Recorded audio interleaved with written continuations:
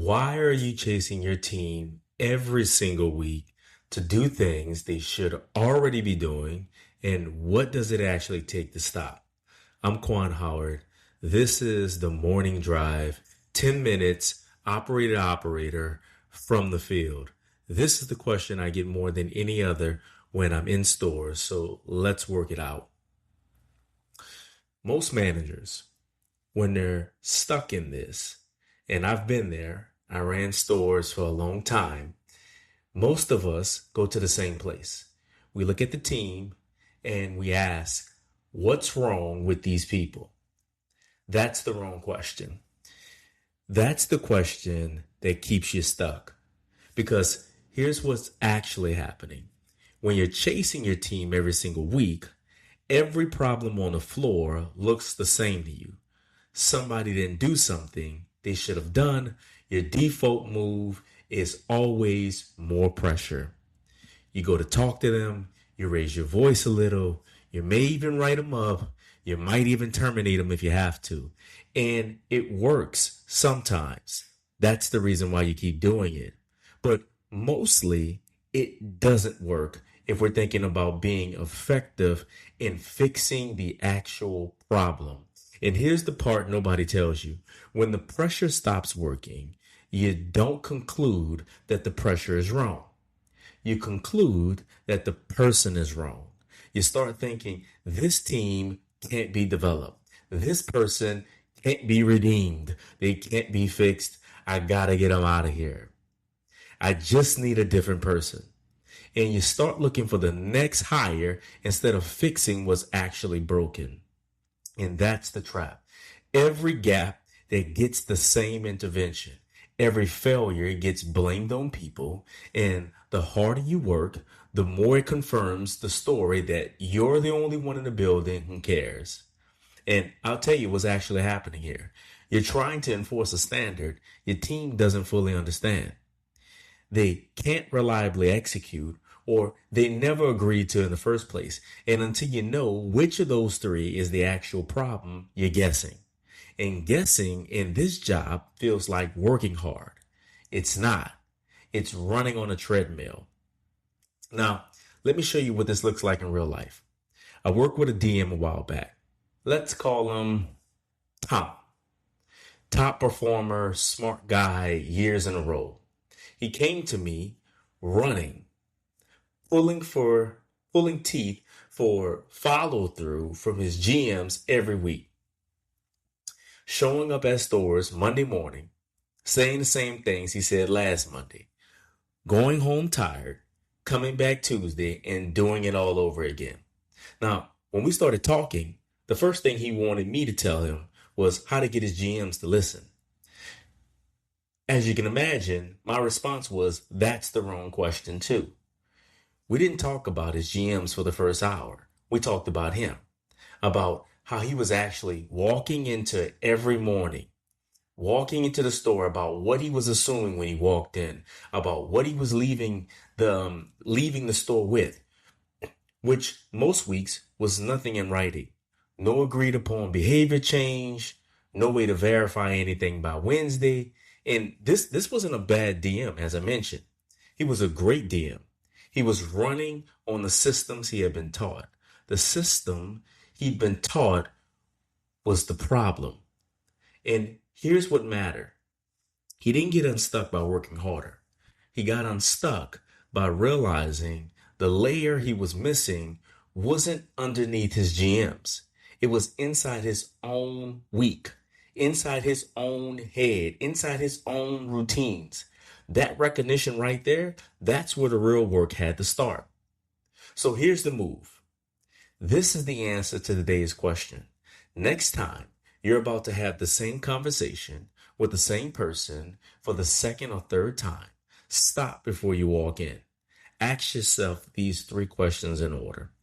Question number one, does this person actually know specifically in behavior terms, in operational terms, not in some theme, but do they know what I'm asking them to do? Now, I'm not talking about, blanket vague phrases like be more accountable or step up. That's not what I'm talking about. I'm talking about a specific behavior at a specific time that includes a specific way of doing things. And if all they have is a general expectation, then guess what? The problem isn't them. The problem is awareness. They can't comply with something they don't have a clear picture of. Here's question number 2. If they do know it, can they actually do it? Do they have the skill? Do they have the systems in place to support them? Did anyone ever show them what good looks like? Or did they get told the standard and then left to figure it out on their own? Or they self-training themselves? If they can't do it, then that's an ability problem. And here's the part most operators miss, whether willfully or ignorantly. Pressure doesn't fix ability problems. Coaching does. Putting pressure on a skill gap doesn't close the gap. It just terminates the attempt. Question number 3.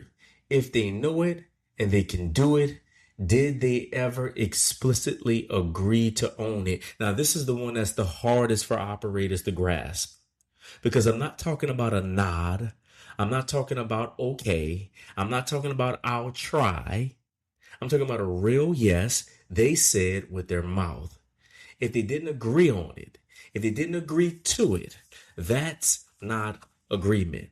And that's the conversation you actually need to have. 3 questions. One for awareness, one for ability, one for agreement. There's 3 wrongs. Most managers spend their whole career swinging at agreement when the actual gap is one of the other 2. I see this in stores every single week. I talk to an operator, they're frustrated. And you know how most operators do when they're frustrated. They go in hot. They're reading the team, and their read is that the team is just not committed and nobody wants to work around here. And the team's actually just trying to do something they were never properly shown how to do. The operator's going in fighting the wrong fight at the wrong layer, and the same result every single time is what they keep popping out. This question, these 3 questions, this is the check. It's what I call AAA. It's the diagnostic instrument that's underneath everything I work on. If you walk those 3 questions out before your next correction conversation, 90% of the time, get that, 90% of the time, the problem here isn't where you think it is. Now that sounds like a far stretch, but I'm telling you what I know after hundreds of iterations of watching this. Now, here's the part I want you to sit with. Most managers, when I walk them through this for the first time, they want to argue about it. They want to argue with it. They want to say, no, Quan, my team just doesn't care.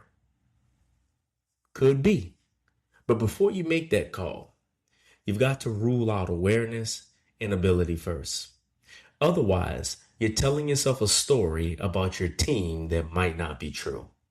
And acting on a story that isn't true wastes your time, costs you good people, and keeps you running on the same treadmill for another year. Now, the way out of chasing isn't more pressure. It's recognition. Recognizing that you've been treating every problem the same when the problems are not the same. Recognizing that the move that worked when you were a shift leader or when you were a GM that was stuck, or maybe even as a DM, recognizing that your team is responding rationally to the conditions you set as a leader, whether you realize you set them or not. And those conditions, not the team, are usually what need to change first. That recognition is what flips this whole picture on its head. Once you see it, you can't unsee it. I like to say all the time, once I see a certain thing, I can't unsee it. And the work after recognition It's faster, it's lighter, it's more honest. And then the work before it gets effective. So, back to today's question. Why are you chasing your team every single week? And what does it actually take to stop? You're chasing them because you've been treating every gap the same, and the gap is rarely where you think it is. What it takes to stop is the 3-question check I mentioned. We need to verify awareness, ability, and agreement. Walk those before your next correction conversation, and 90% of the time, the answer reframes the whole situation. If you want to find out where your operation is actually breaking down across all 3, there's a free diagnostic on my site. It takes about 5 minutes. There's no purchase. There's no pitch. Just an honest read on which condition is your bottleneck right now. You can find it at Quan, that's with a K, KWAN, QuanHoward.com/accountability diagnostic, or just land on my homepage, QuanHoward.com, and there's links on the page that will lead you to the diagnostic. If something in this episode landed, share it with one operator you work with. Not because I'm asking, because if you're carrying this kind of weight, somebody on your team or in your peer group is carrying it too. And the recognition is what starts the way out. Next week, what happens after recognition?